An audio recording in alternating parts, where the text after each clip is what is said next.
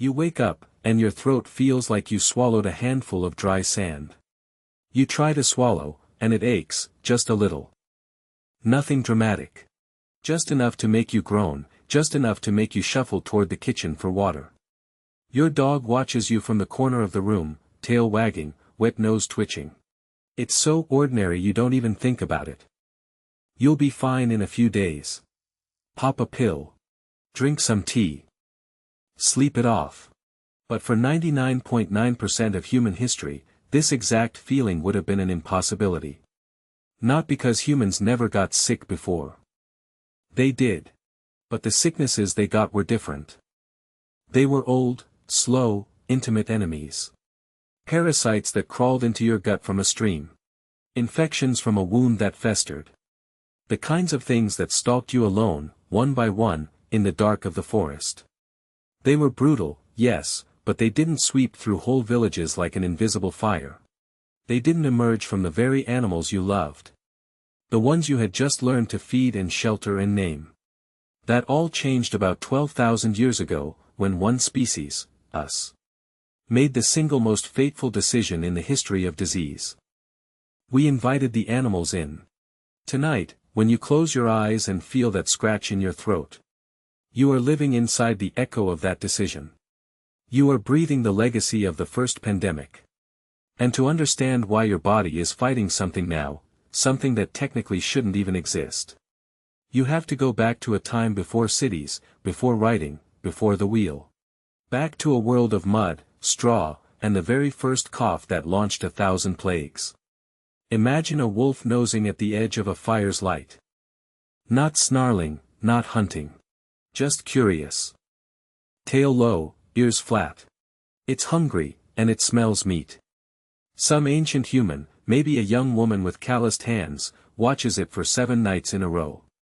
On the 8th night, she tosses it a scrap of bone. The wolf doesn't run. It chews, then lies down a little closer. A few moons later. There are pups. Pups that, against every instinct, let themselves be touched. That follow the hunting parties. That bark a warning when a stranger approaches. The first dog. It feels like a miracle. Pure mutual benefit. And it is. But inside that wolf, nestled invisibly in its saliva, its blood, its fur, are things that have never tasted human flesh before. Viruses shaped by canid immune systems. Bacteria adapted to warm canine guts. For millennia, they've been minding their own business, living harmlessly in wolves. Spreading only among packs. But now a wolf's tongue is licking a human hand. A human child is sleeping curled against a dog's belly. A hunter is butchering a deer while his dog nuzzles the offal. These ancient microbes have never needed to make the leap. They've had no evolutionary pressure to learn the keys to our cells. But now they're being handed opportunity after opportunity. And evolution, patient and pitiless, starts taking notes. The wolf was just the beginning. Fast forward a few thousand years. You wouldn't recognize the earth. The last ice age has retreated. Leaving behind a world suddenly lush and warm. Wild grains are growing thick. In the valleys of the Fertile Crescent. And some humans, for the first time, stop walking. They build permanent huts out of mud brick and reeds.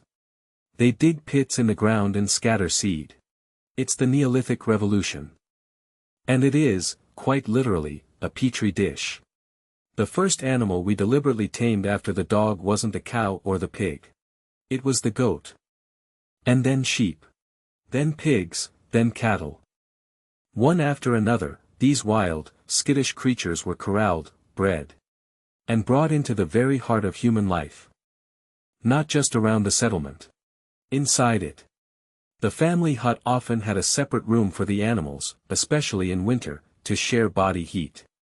Archaeologists have dug up floor plans from 10,000-year-old villages, where the animal pen is separated from the sleeping mats by nothing more than a flimsy screen of reeds. You could hear them breathing in the dark. You could smell them constantly. That rich, earthy, ammonia-sharp odor of manure and animal musk that never washes out. Flies everywhere. Waste piled up in the corners. Children playing in the straw, barefoot, scraped knees. Who then sucked their fingers without washing. It must have been cozy in its own way. The animals were warmth, they were food security, they were companions. But they were also biological time bombs. And the first one went off, likely, with a single cough that no one even noticed. Picture it. A Neolithic village in what is now Syria, around 900 BC. A young boy, maybe 6 years old, is playing with a newborn lamb. He's holding it in his lap, feeling its frantic little heartbeat, laughing as it bleats. The lamb's mother nuzzles his cheek. The boy inhales a fine mist of droplets from the ew's breath. Unbeknownst to him, unbeknownst to anyone on the entire planet. Those droplets are laced with a bacterium that, in sheep, causes only a mild lung infection. But inside the boy, it begins to multiply in an environment it has never encountered before. His immune system freaks out. The bacterium, by pure chance, already possesses a few proteins that happen to fit like a key into a receptor on human lung cells. It's not elegant. It's not deadly efficient. Not yet. But it's enough to cause a low fever. A racking cough that leaves him doubled over, and a terrifying new development. The bacterium has figured out how to jump from one human to the next. A cough. A sneeze. A shared cup. Within 2 weeks, half the village is sick. The elders, the young mothers, the hunters. Their bodies have never seen anything like this. There's no immune memory at all. And in a world without antibiotics, without even the concept of contagion. The only thing people can do is watch their loved ones drown in their own lungs. When the coughing stops, the silence is deafening. Perhaps 2 out of every 3 people in that village die. The survivors, scarred and terrified, bury the dead in mass graves under the floors of their homes, then flee into the wilderness, carrying the infection with them to the next valley. The first pandemic in human history has just begun. And what makes this story even stranger, even more terrifying, is that we know it actually happened. Not just this one, but dozens like it. The evidence is written in our own bones and in the very dirt we've excavated. In a field in modern-day Germany, archaeologists uncovered something chilling. A mass grave from 700 years ago containing the bodies of 26 people. All thrown into a pit together without the usual careful ritual. Among them were 12 children. Their bones showed no signs of violence, no shattered skulls, no arrowheads. Instead, their bones were riddled with perimortem lesions, signs of severe infection that had raged through their bodies just before they died. The entire settlement was abandoned immediately afterward. And in their dental pulp, extracted from teeth that had been buried for 7 millennia, scientists found the unmistakable genetic signature of a bacterium that should not have been there, a primitive form of the plague. Yersinia pestis. The same monster that would, 6,000 years later, wipe out half of Europe. It spread from human to human through coughs, just like COVID or the flu. It didn't need fleas or rats. And it didn't come from rats, either. Genetic detective work has traced its origin back to the steppe herders of Eurasia. People who had domesticated the horse and the camel. And who lived in such close contact with their animals that pathogens leaped back and forth like lightning. When these herders began migrating westward around 3000 BC, they carried their livestock, their milk, their wool, and their invisible killers. They met the settled farmers of Neolithic Europe, who had, by that time, domesticated their own array of animals, cattle, pigs, sheep. 2 great reservoirs of animal diseases collided. And the result was catastrophe. But the plague wasn't the only gift from our new animal companions. Measles is now known to have evolved from a virus that once infected cattle, rinderpest. Probably jumping to humans in the early farming villages of the Middle East. Smallpox, one of the deadliest viruses in human history, is thought to have originated from a rodent virus. Or possibly a camelids virus that hitched a ride when we tamed those creatures. Tuberculosis, which still kills over 1 million people a year, is rooted in the very first cattle we domesticated. In fact, The oldest definitive case of human TB was found in the remains of a mother and her child buried together near Haifa, 9,000 years ago. Their spines showed the classic collapsed vertebrae of spinal tuberculosis. They died in agony, in each other's arms. Because somewhere along the line, a cow coughed on an ancestor. And influenza? The flu that you got last winter, the one that made you miss 3 days of work. That is a direct descendant of viruses that circulated in wild waterfowl. Ducks, mainly. When humans domesticated the chicken and the duck, and when they started keeping pigs, which can be infected by both bird flu and human flu, they created a living mixing bowl. Inside a pig's respiratory tract, a bird flu virus and a human flu virus can swap genes like two teenagers trading baseball cards. The result is a brand new flu strain that no human immune system has ever seen before. The 1918 Spanish flu, the deadliest pandemic of the 20th century, killed 50 million people. And it all began because a pig farmer somewhere, at some point in deep antiquity, decided to pen his animals right next to his home. You need to understand something visceral here. If even one of your direct ancestors, in any of those ancient villages, had failed to survive these repeated waves of new diseases, you would not exist. Your bloodline is a chain of survivors that stretches back through the Black Death, through the plague of Justinian, through the Antonine Plague, through a dozen nameless Neolithic epidemics that burned through the early farming populations like wildfire. The fact that you are here, now, sniffling and scrolling on your phone, is a biological miracle. You carry the genetic scars of those victories inside you. Certain immune system variants that are common today are only common because they gave your ancestors an edge against some ancient pathogen. You are, in a very real sense, a living fossil of pandemics past. But here's the part that will truly twist your mind. It didn't have to be this way at all. Hunter-gatherers, the people we were for over 200,000 years before farming, rarely experienced pandemics. Their groups were too small, too mobile. A deadly virus would burn through a band of 20 or 30 people, and then simply run out of new hosts. It couldn't sustain itself. It would disappear into the bush, fizzle out. The only diseases that could persist were slow, chronic ones that didn't kill you quickly, like herpes. Or ones that could hide in the environment, like tetanus spores. Pandemics are a disease of civilization. They are a disease of crowded, settled life with animals. And we chose that life. We chose to plant wheat and pen goats and build walls. We traded away a nomadic existence of relative health for a sedentary one of milk, bread, and plagues. Scientists call this the epidemiological transition. And the evidence for it is stark. When you examine the skeletons of hunter-gatherers, you see signs of periodic famine and violent injury, but very little evidence of infectious disease. Their bones are dense, their teeth, except for wear, are cavity-free. But as soon as you start digging up Neolithic farming villages, the story changes. You see enamel hypoplasia, lines of interrupted growth on teeth from childhood disease. You see skeletal lesions from tuberculosis.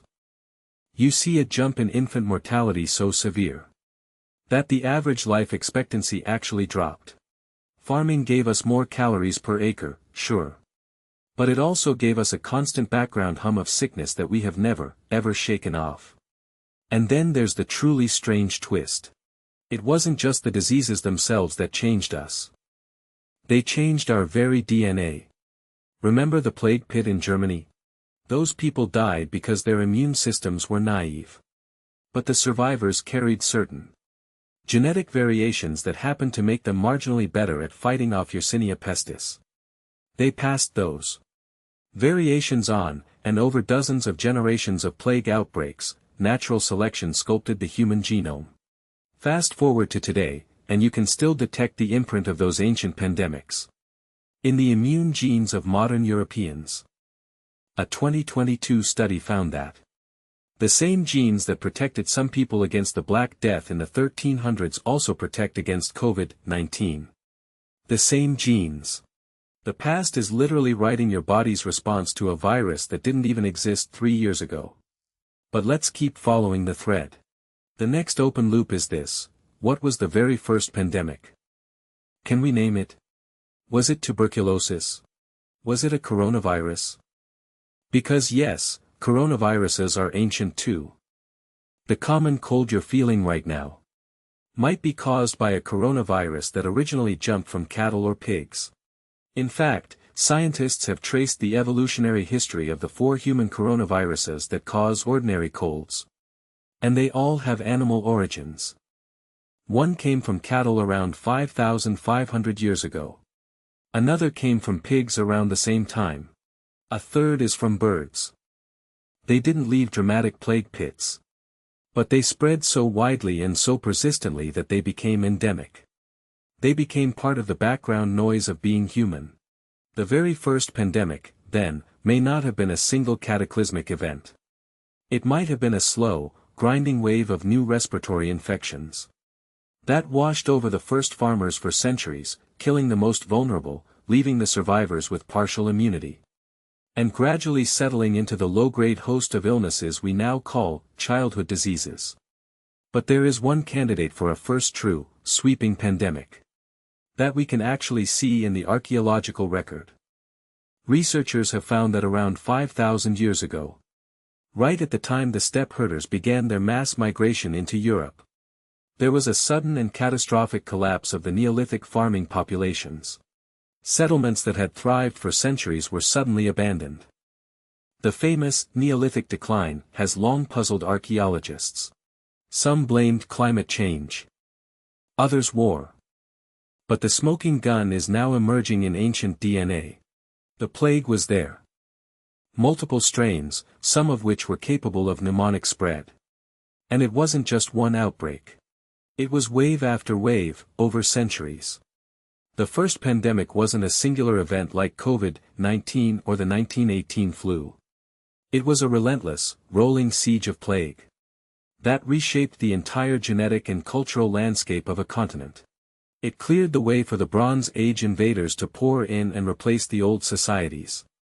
Your ancestors survived by the skin of their teeth, or by coming from the very steppe populations that had brought the disease in the first place, and had already developed some resistance.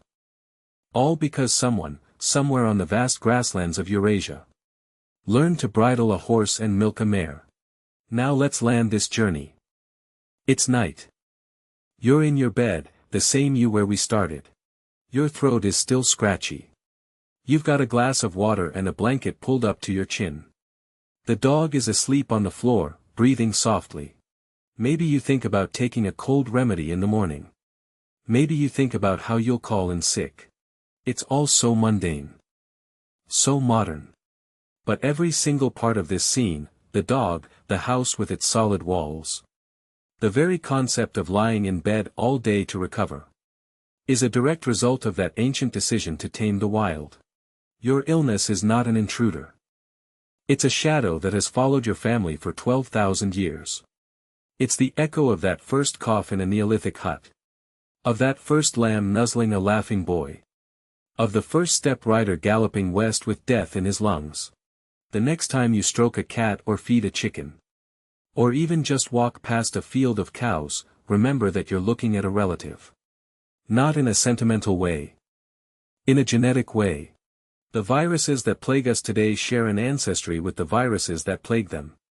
We are all part of the same ancient cycle of infection and immunity. Every pandemic we face now is just the latest chapter in a story that began when we drew animals into our firelight. And here's the quiet gut punch.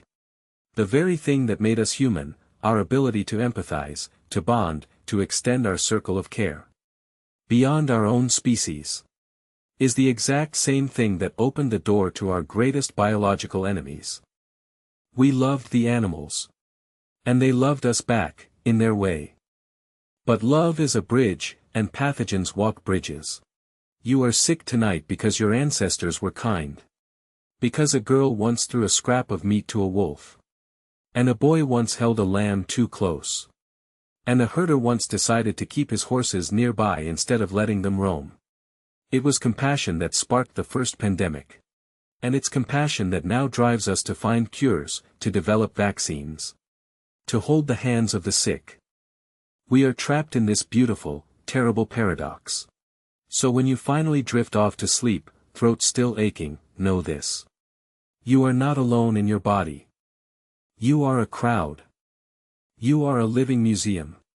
Of every plague your ancestors survived. Your immune system is a weapon they forged in the fires of a dozen ancient pandemics.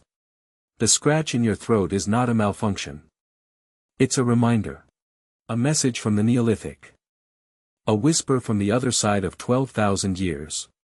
Saying, we made it. And so will you.